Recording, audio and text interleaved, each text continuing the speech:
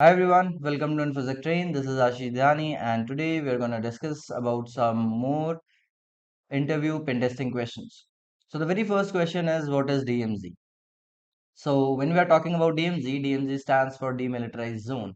So it is a network architecture concept used to improve the security of an organization's internal network by creating an isolated and protected intermediary network zone between the internal network, external network, and untrusted network. So the purpose of a DMZ is to provide buffer zone that limits direct exposure of internal network to potential threats from the outside world. Now, what are the characteristics of DMZ? First one is isolation. So the DMZ is a separate network segment that is neither a part of internal network nor directly connected to it. It acts as a neutral zone, isolated from the internal network but accessible from the external network. And this isolation prevents direct access to sensitive internal resources. Then, public facing servers. DMZ hosts servers that need to be accessible to external users such as web servers, mail servers, FTP servers. So these servers handle requests from the internet and they are placed in the DMZ to minimize the risk to the internal network if they are compromised. The next one is security controls. So DMZ is heavily fortified with security measures like firewalls, IDS, IPS, access controls. So these controls are configured to allow limited and controlled communication between the internal network and the DMZ, as well as between the DMZ and the external network. Then there are access restrictions. So access rules are set up to control communication between the DMZ and internal network. Typically, only specific necessary connections are allowed from the DMZ to the internal network while all other traffic is blocked. External access is also there. So external users, they can access services that are hosted in DMZ without directly interacting with the internal network. So this provides a layer of protection against attacks targeting internal resources. Then what are the benefits of DMZ?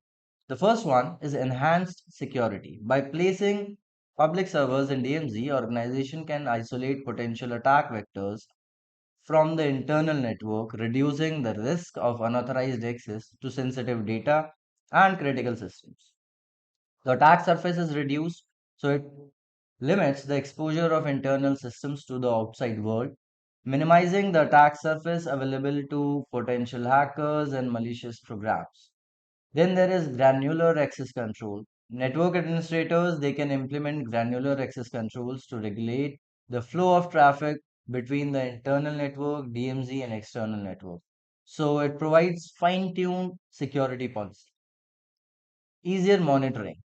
So security measures are concentrated in DMZ. It makes it easier to monitor and respond to potential threats targeting the public-facing services.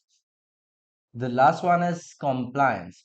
So implementing the DMZ is often a requirement for regulatory compliance in various industries because it enhances the security posture of an organization.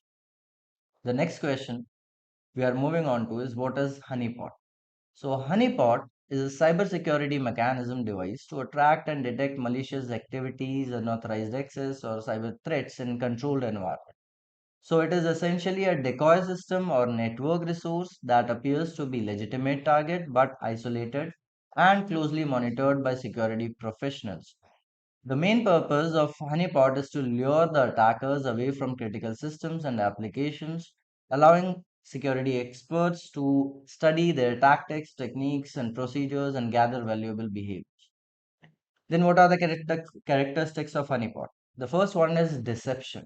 Honeypots are intentionally designed to deceive attackers by presenting enticing targets like fake servers, databases, or network services that appear legitimate. Attackers interact with these deceptive resources, leaving a trail of their activities. Next is isolation. So, honeypots are isolated from production environment, making sure that any attack or malicious activity occurring within the honeypot does not impact the organization's critical systems or sensitive data. Monitoring and logging. Honeypots are meticulously monitored, and all interaction and activities with the decoy system are logged. So these logs are valuable for understanding attack patterns, identifying new threats, and developing better security defenses. Early warning. By acting as an early warning system, honeypots they can alert the administrators to potentially uh, threats and security vulnerabilities. They can help to identify new attack vectors, zero-day exploits, and then we can work with the security measures, research and analysis. So information gathered from honeypots. It provides cybersecurity professionals with valuable insights into the technique, tools, and motives of attacker.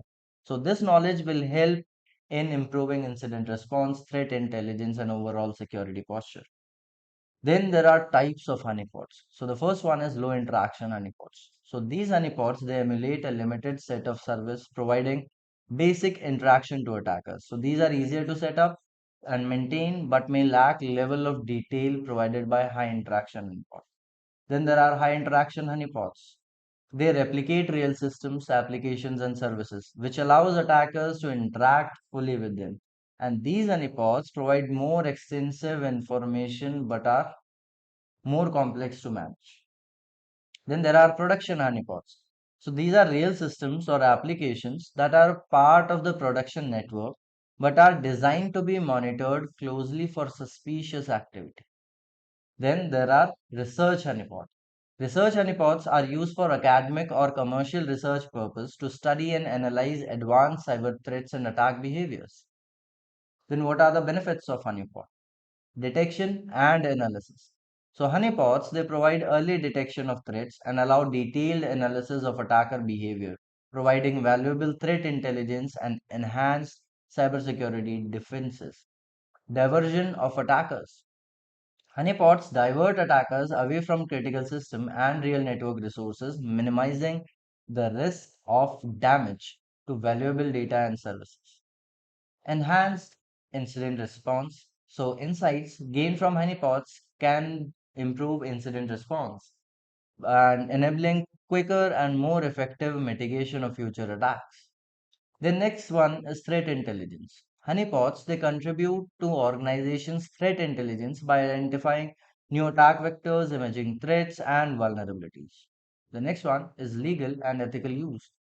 So, honeypots can be used and legally and ethically to gather intelligence on potential attackers without violating privacy or legal regulations. So, it is essential to deploy honeypots carefully as they can be resource intensive and need constant monitoring and maintenance. So, these were some of the questions. Thank you so much and stay tuned for more.